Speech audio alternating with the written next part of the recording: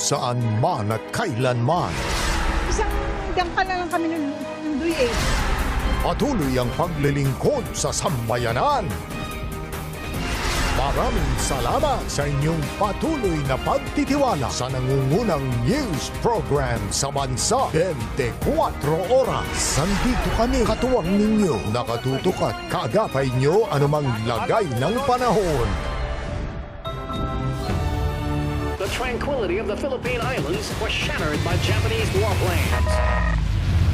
By 8:30 a.m., Japanese forces launched a coordinated assault, instilling fear and uncertainty across the land.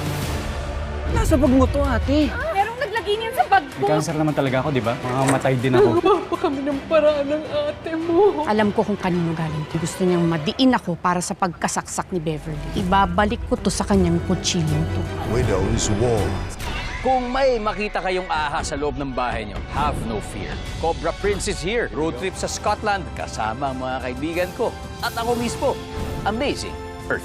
Biyernes, 9:35 p.m.